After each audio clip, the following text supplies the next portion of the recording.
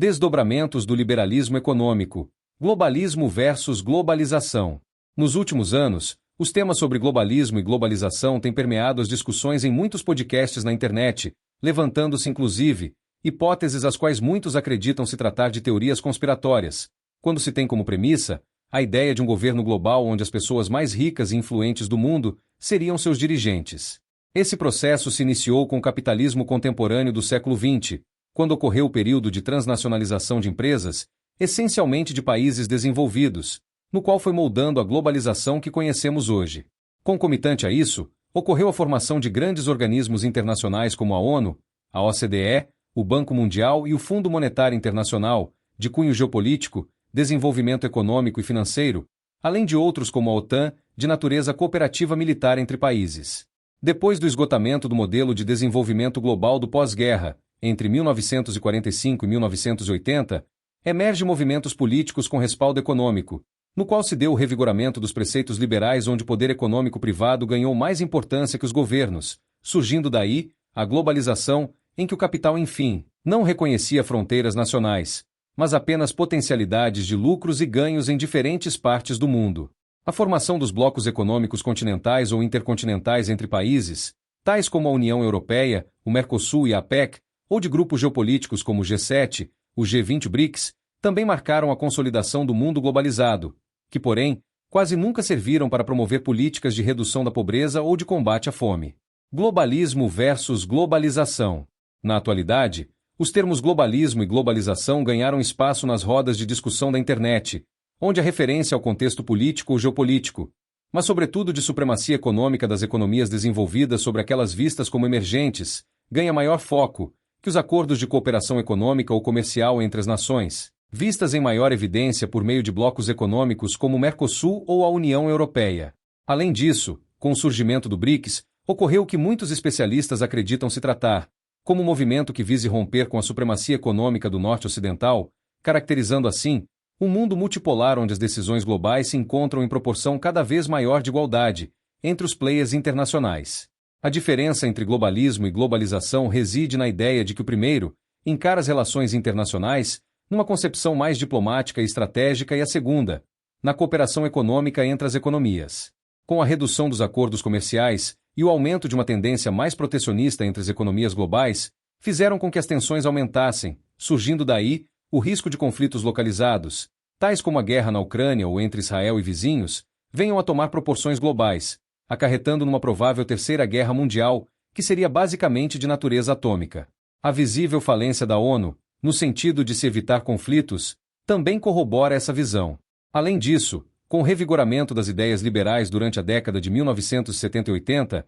emerge também os movimentos de militância identitária, inicialmente em países desenvolvidos e depois abrangendo-se para economias emergentes. Com isso, por meio das militâncias identitárias, ocorreu completo desprezo sobre o fator humano em seu contexto de classes sociais, passando a ser mais importante a luta por causas de grupos mais específicos, enquanto o coletivo e o todo não são contemplados. Dentre todos esses movimentos identitários, o mais controverso é, sem dúvida, o ambiental, já que, agindo em nome da preservação de biomas no planeta, defende a paralisação de atividades econômicas, que prejudicaria essencialmente países emergentes em desenvolvimento, vindo com isso interromper importantes processos de redução dos níveis de pobreza entre suas populações. Agenda 2030. Para os críticos, o que mais evidencia o programa de dominação globalista, em que estão inseridos figuras do meio plutocrata privada representada pelo grupo de bilionários, em que os mais proeminentes se destacam aqueles que participam do Fórum Econômico Mundial e de governos das potências desenvolvidas que temem perder protagonismo econômico no médio prazo, está aquilo que se conhece como Agenda 2030, a qual prega uma série de medidas a serem tomadas por todos os países, num esforço global, para a redução das emissões de CO2 na atmosfera, como medidas para se impedir o aquecimento global e, em consequência disso, as mudanças climáticas. Mudanças climáticas ou de modelo econômico. Desde que o século XVII, os cientistas iniciaram estudos sobre o comportamento do clima com a invenção e a aplicação dos primeiros instrumentos meteorológicos como o barômetro e o termômetro. Contudo, desde cedo se demonstrou ser difícil obter modelos climáticos que explicassem os fenômenos meteorológicos e que encontrassem aplicação na previsão do tempo. Desse modo, somente no século XIX é que o estudo do clima ganhou uma maior dinâmica de escala, que possibilitou o surgimento de serviços meteorológicos e outras instituições dedicadas ao estudo dos fenômenos atmosféricos. No Brasil, o primeiro órgão de governo dedicado ao estudo do clima foi criado com a vinda da família real portuguesa para o país, em 1808,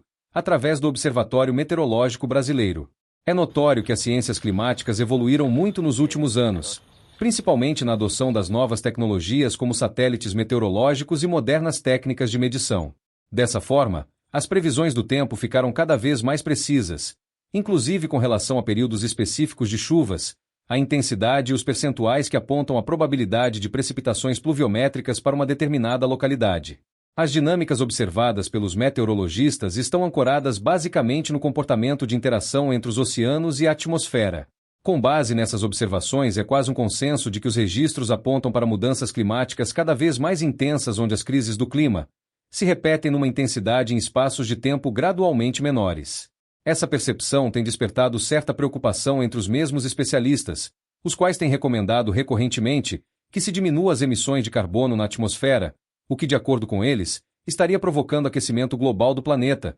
gerando distúrbios climáticos em todas as partes do mundo. Há, porém, aqueles que questionam essa visão de que o planeta estaria em um acelerado processo de degradação ambiental. Mesmo que se trate de especialistas com vasta experiência em pesquisas climáticas, acabam de algum modo sendo silenciados, desmentidos e tidos até como negacionistas, ainda que, como já dito, também sejam cientistas. Dentre especialistas brasileiros que discordam da teoria dominante sobre as mudanças climáticas, está o doutor em climatologia e professor da Universidade de São Paulo, Ricardo Felício, além do PhD em meteorologia pela Universidade Americana de Wisconsin e pós-doutorado em hidrologia de florestas pelo Instituto de Hidrologia do Reino Unido, Luiz Carlos Molion. O professor aposentado da Universidade Federal de Alagoas, Luiz Molion, inclusive foi desmentido pelo serviço da Agência de Checagem de Notícias, do jornal O Estado de São Paulo, em que foi tido como propagador de fake news, ao tentar desmentir essa suposta aceleração por ação humana das mudanças climáticas, em função de um vídeo de 2010 e que viralizou nas redes em 2022. Na matéria do Estadão, o professor Molion foi acusado de usar parâmetros de medição e pesquisa climáticas, desatualizados ou descontextualizados, o que teria gerado distorções, conforme a opinião de outros especialistas consultados pela publicação. Em resposta ao Jornal Paulista, o professor Molion reforçou que nunca negou o fato de haver mudanças climáticas, ele só questiona a tese de que as mudanças no clima, geradas no aumento da temperatura global do planeta, no qual ele aponta como natural, sejam unicamente como produto de ação humana, como é de consenso da maioria dos especialistas. Já o professor Ricardo Felício também conta em entrevistas concedidas a podcasts no YouTube que é comum a ocorrência de represálias contra especialistas do clima, que rejeitam a ideia de haver uma aceleração do nível de aquecimento das temperaturas médias globais por conta de ações do homem. Ele mesmo diz ser uma das pessoas prejudicadas por manter seu posicionamento. Embora outros especialistas façam alertas sobre a possibilidade de regiões do planeta ficarem inabitáveis em 20 ou 30 anos, inclusive o Brasil, nenhum deles é capaz de prever os possíveis danos ambientais causados, caso uma guerra global de proporções atômicas viesse a ocorrer entre as potências. Nenhum ambientalista sequer se lembra de ir às ruas, protestar pelo desarmamento nuclear entre os países, os quais juntos possuem um arsenal capaz de destruir o planeta Terra cerca de 80 vezes. Algo que expõe o movimento ambientalista e tantos outros ao vexame de ser financiado justamente por plutocratas que enxergam nessa pauta inúmeras oportunidades de ganharem ainda mais dinheiro do que já possuem.